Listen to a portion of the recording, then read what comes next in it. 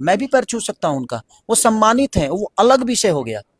लेकिन मैं जिस बाप को गाली दे रहा हूं पूरे भरी सभा में, जो बाप मुझे गाली दे रहा है, और उसके बाद हम जाकर बोल रहे हैं कि नहीं, हमने उनका पैर छूकर सम्मान ले लिया। भाई मैं भी छूता हूं, मैं बड़ों का पैर छूता हूं, लेकिन अब वहां मान सम्मान की बात थी। मान सम्मान में अगर आप झुक गए तो फिर आप इंसान कहाँ रहे? जो आदमी अपने मान सम्मान के लिए नहीं मर सकता फिर इंसान नहीं है वो। फिर समझिए कि वो मर चुका है, वो जिंदा नहीं है। वो हमेशा से कहते हैं स्वाभिमान से समझौता नहीं कर तो सकते। स्वाभिमान ही तो खत्म हो गया। आप देखिए, पहले आर के सिंह जी का वीडियो आया कि आकर माफी मांग रहे थे, आया था ना? हम्म। आर के चाचा ने बोला था कि नहीं बोला था बोला था। कि हाँ कर माफी मांग रहे थे, गलतियां उन्होंने की थी, माफी मांग रहे थे। उसके बाद कौन? कुशवाहा जी को, कुशवाहा जी से माफी मांगते हुए दुनिया ने वायरल कर दिया। उसके बाद अमित शाह जी मिले, इन दोनों से माफी मंगवाने के बाद अमित शाह जी मिले उनसे। उससे पहले क्यों नहीं मिले? मिल लेते, उसके बाद इन लोगों से मिलवाते। तो पहले देखिए उनके साथ क्या क्या हुआ, कि पहले माफी मंगवाया गया कि आप गलती किए थे, तो फिर आपका स्वाभिमान कहाँ गया? स्वाभिमान तो खत्म कर लिया आपने। तो फिर फालतू के बेमतलब के बोलने से थोड़ी होता है कि मैं स्वाभिमानी हूं, ये हूं। तो भाई इस हिसाब से देखा जाए तो भाभी की इतनी बड़ी गलती तो नहीं है, उस महिला का इतना बड़ा अपराध तो नहीं हो यार।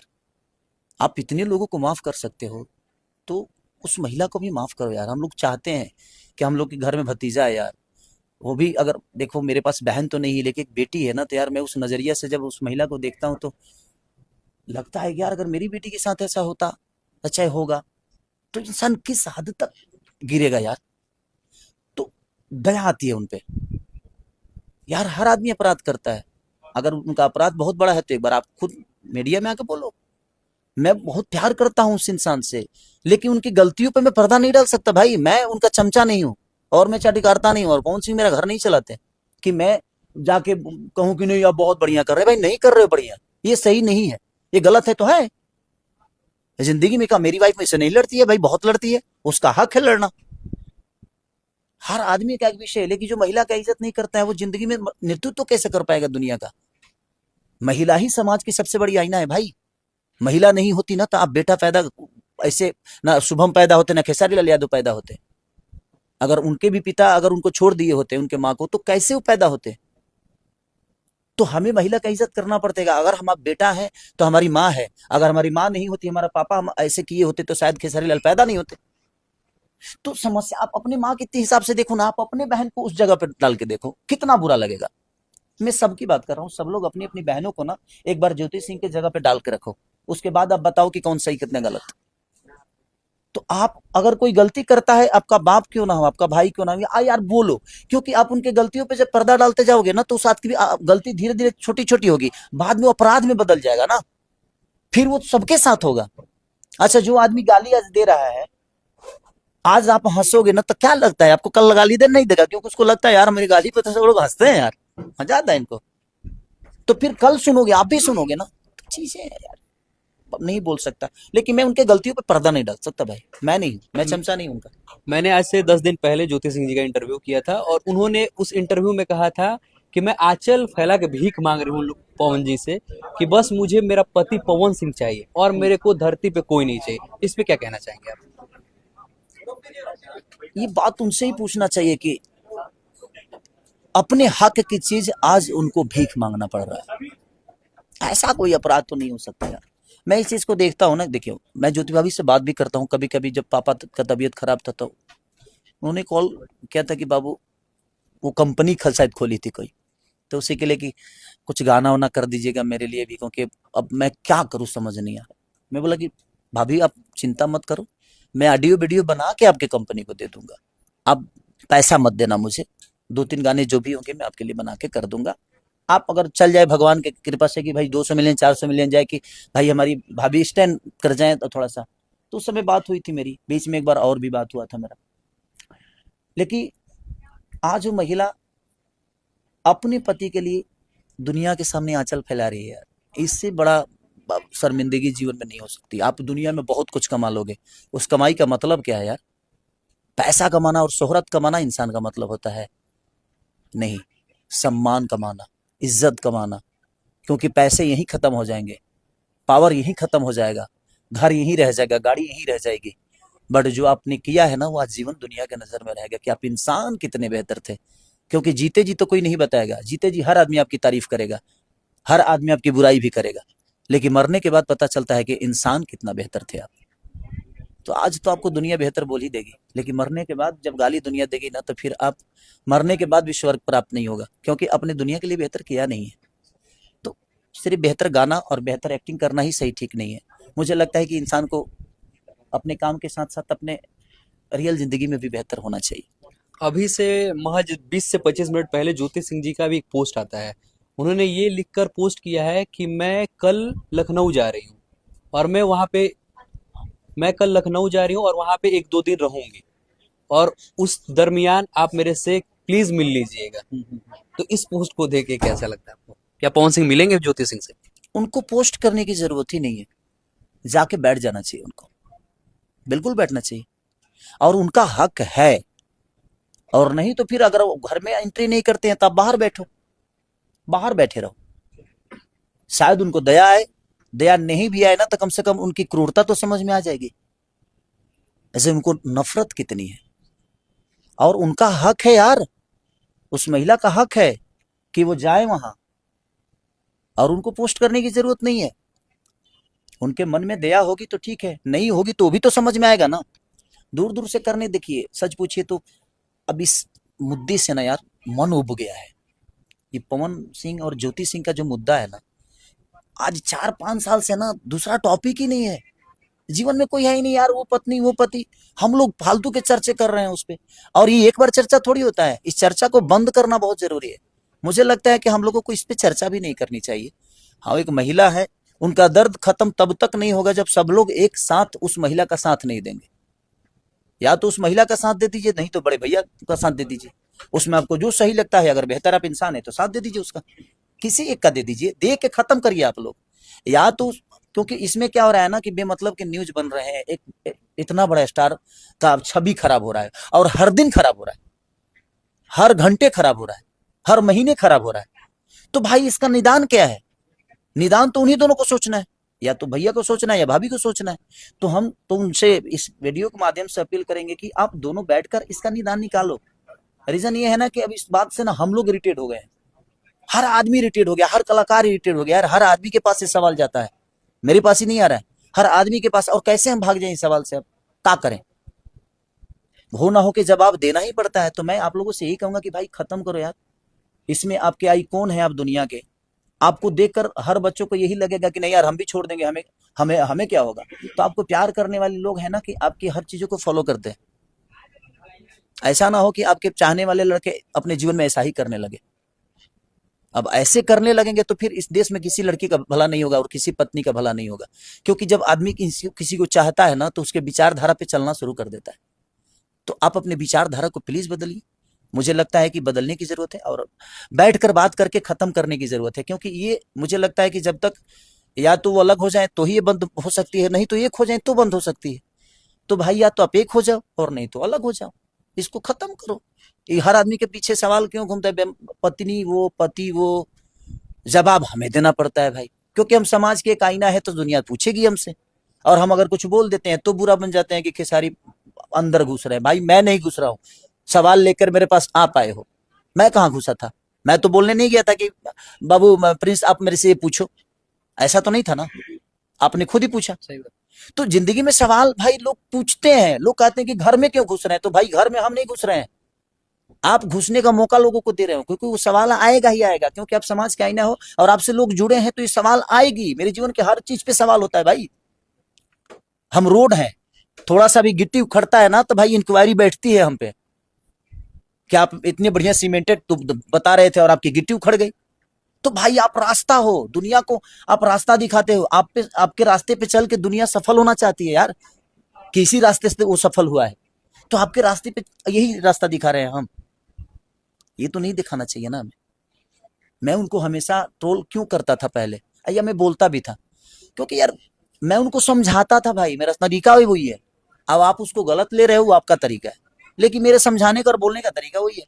मैं इसलिए बोल देता था, और अब बोलना बंद कर दिया, मैं छोड़ दिया। नहीं यार मैं क्यों बोलूं इनको, इनको लगता है कि नहीं यार मैं इनको ट्रोल करता हूँ, इनके नाम से खेसारी लाल बड़ा हो जाता है। नहीं भाई, मैं बड़ा हूँ, आपके नाम लेकर बड़ा नहीं हुआ हूँ। और आपके नाम लेकर ही बड़ा होना तो मुझे लगता है कि बहुत सारे लोग तो आपको गुरु बना के घूम रहे हैं, कहाँ कोई बड़ा हुआ? विषय है नहीं, आपको अपना आइकॉन बना के घूम रहे हैं, कहाँ कोई बड़ा हुआ? नहीं भाई, किसी को ना चेला बनाने से कोई बड़ा होता है, ना गुरु बनाने से कोई बड़ा होता है। सबके अपने कर्म है। जो मेहनत करता है, आपको चेला और आपको गुरु नहीं भी बनाएगा तो अपने जीवन वो चला लेगा और आपसे बड़ा बन जाएगा। तो जिंदगी में किसी को मान लेने से इंसान बड़ा नहीं होता है, करने से बड़ा होता है। हम आपको मानते हैं, हम राम को मानते हैं, इसका मतलब ये नहीं कि घर छोड़ के वन में चले जाएं और हम रावण का हत्या करें। भाई शक्ति उतना प्राप्त करनी पड़ेगी, हमें राम की तरह बनना पड़ेगा, बर्दाश्त करना पड़ेगा, तब जाकर हम राम बनेंगे। राम बनना आसान नहीं है। राम बोल देना आसान है कि मर्यादा पुरुषोत्तम श्री राम। भाई मर्यादा पुरुषोत्तम, पुरुषों में उत्तम कहलाने के लिए ना झलना पड़ता है, बर्दाश्त करना पड़ता है, गद्दी छोड़नी पड़ती है। यहाँ 10 धुर जमीन किसी से नहीं छोड़ रहा है और सब लोग राम बन के घूमना चाहते हैं। संभव नहीं यार, खुद को बर्बाद करना पड़ता है, तब जाके आप आबाद होते हो। बिहार विधानसभा बहुत चर्चा में है। बिहार विधानसभा और चर्चा में और आ गया जब से खेसारी लाल यादव जी से पूछा गया कि चंदा भाभी चुनाव लड़ने वाली, तो आपने ये भी कह के आ गया कि हाँ लड़ भी सकती हैं। भाई पहले उसको मनाना पड़ेगा, क्योंकि हमारी, देखिए, लोग तो मुझे बोल रहे थे लड़ने के लिए कि मैं शुरू से नेता वाली चीज़ों से दूर हूँ, क्योंकि मेरा कलाकार एक ही है अभी। मुझे लगता है जब भोजपुरी में एक ही कलाकार है जो नेता नहीं बना, नहीं तो बाकी सब तो बन ही गया। मुझे लगता है कि जब मैं लोगों के बीच में रह ही नहीं पाऊंगा तो फिर यार अपनी स्टारडम के दम पे जीत तो जाऊंगा, बट मैं समस्या सॉल्व कैसे करूंगा? लोगों की प्रॉब्लम सॉल्व कैसे होगी? उसके लिए मुझे वहां रहना पड़ेगा। तो तेजस्वी भैया ने भी बोला, अखिलेश भैया ने भी बोला कि नहीं चुनाव लड़ाना है तो आप नहीं लड़ोगे तो बिटिया को लड़ाओ। तो मैं बोला कि ठीक है भैया, मनाऊंगा तो मैं उन्हीं को लड़ाऊंगा। अगर भविष्य में लड़ाना भी होगा तो मैं चंदा को ही, मैं विधायक या एमपी या जो भी बनाना होगा मैं उन्हीं के रूप में। रीजन, क्योंकि वो वक्त दे पाएगी, वो लोगों के बीच में रह पाएगी, लोगों के बीच की समस्या सुन पाएगी। वो बेचारी हाउस वाइफ है तो उसको पता है कि घर कैसे चलता है, वो अपने लोगों को चला पाएगी। क्योंकि वो जब तक लोगों के बीच में नहीं रहेगी तब तक समस्या नहीं हल होगा।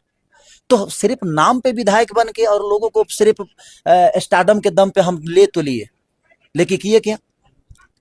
फिर हम मुंबई चले गए और मुंबई जाके हम अपना नाच गाना कर रहे हैं, गाना गा रहे हैं, बजा रहे हैं, चल रहे हैं। तो उससे क्या होता है ना कि विकास नहीं होता है। उससे क्या होता है, लोगों का विकास रुक जाता है, उस विधानसभा का विकास रुक जाता है, लोकसभा का विकास रुक जाता है। मैं ये नहीं कह रहा हूं कि आप कलाकार को वोट मत दीजिए, आप कलाकार को वोट दीजिए, आप कलाकार को जिताइए भी, लेकिन ये पहले वादा कराइए कि अगर आप जीत गए तो आपको यहाँ रहना होगा, हमारे बीच में रहना होगा, तभी हम आपको जिताएंगे।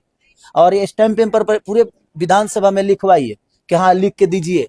और नहीं तो अगर आप महीना में, हमें आपका 5 दिन ही चाहिए, 10 दिन ही चाहिए, बट 10 दिन हमें चाहिए आपका, दो। और नहीं तो हम उसी दिन दरखास्त देकर आपको विधायकी से रफा दफा करेंगे।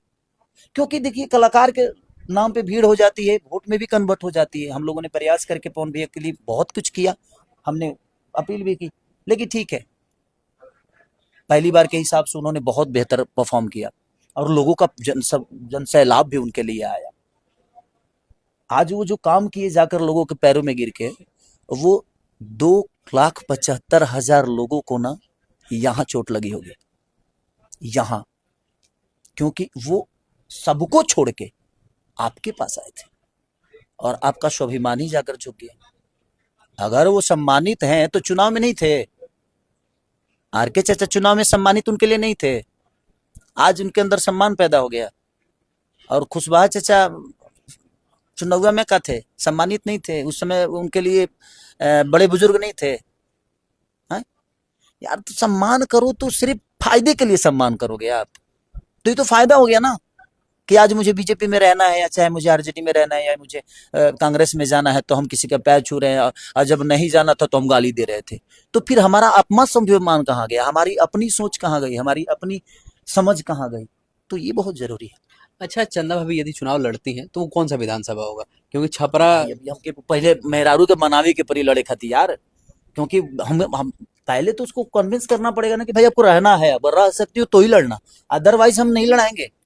जब तक आप बीच में जाकर लोगों का समस्या देखोगी नहीं, रहोगे नहीं, तो तो आप अब बिहार आपको रहना पड़ेगा तो ही आप चुनाव लड़, नहीं तो पहले मनाना पड़ेगा, अभी मनाया अच्छा, आपने ये भी बोला कि हम सब गए थे पवन भैया के चुनाव में, तो पवन भैया के चुनाव में आपने प्रचार किया, प्रचार किया, और खेसारी लाल यादव जी के लिए भीड़ भी बहुत सारा आया। नहीं। क्या खेसारी लाल यादव की वाइफ के लिए पवन सिंह प्रचार करने आएंगे? क्यों, उनकी जरूरत ही नहीं है मुझे, मैं इतना कमजोर नहीं हूं कि मुझे उनकी जरूरत पड़ेगी। हाँ, उनके आशीर्वाद की जरूरत है मुझे, और वो जिस पार्टी में है मैं कभी अपील भी नहीं करूंगा कि आप आइए। देखिए, उनका एक जगह है और मैं उनको मजबूर नहीं कर सकता, या तो उनको पार्टी फिर छोड़ना पड़ेगा, और पार्टी के विरोध में वो जा नहीं सकते, क्योंकि मेरे प्यार से बढ़कर उनका पार्टी है। आप समझ गए ना कि उनका प्यार सिर्फ फायदे के लिए होता है, भैया का हमारा प्यार सिर्फ फायदे के लिए होता है, उसके बाद नहीं होता है। क्योंकि देखेंगे, अप्रोच करेंगे हम, तो अब देखते हैं कि उस समय हमारे संबंध को वो देखते हैं कि वो अपनी पार्टी को देखते हैं, क्योंकि हमारा संबंध इस पार्टी से पहले है उनसे। तो अब देखता हूँ कि हमारे पार्टी के लिए वो जीते हैं कि अपने भाई खेसारी के लिए आते हैं। आप अपने भाभी के लिए चुनाव प्रचार करने जाएंगे यदि वहां से बुलावा आए तो? बिल्कुल जाऊंगा भाई, मैं जाऊंगा, बिल्कुल जाऊंगा। मुझे जिससे लगाव है ना, मैं उसके लिए हमेशा खड़ा रहता हूँ, चाहे वो जिस विधानसभा का हो, जिस पार्टी से हो। हाँ, मुझे एक नेतृत्व तो मिलेगा कि नहीं, हाँ कोई स्टार प्रचारक अगर मुझे बना दिया तो भाई मैं उसी का करूंगा, फिर मैं विरोध में किसी का नहीं जाऊंगा, क्योंकि भाई मैं वहां पे वचनबद्ध हूं कि मैं यहाँ इनके लिए काम कर रहा हूं।